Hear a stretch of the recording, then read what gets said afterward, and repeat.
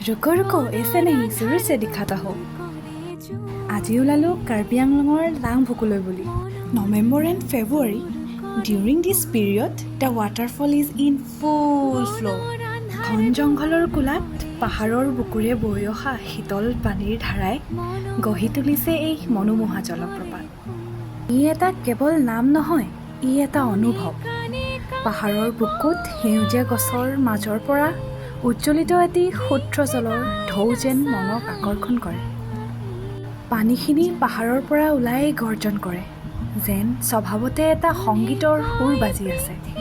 সেউজীয়া পাহাৰৰ বুকুত ডাঙৰ বৰষুণৰ পানীৰে বৈ থকা পানীৰ সূত্ৰধাৰাই যেন বতাহৰ সৈতে নাচি আছে এই ঠাইত মনটো যেন পৃথিৱীৰ সকলো চিন্তা ক্লেশ এৰি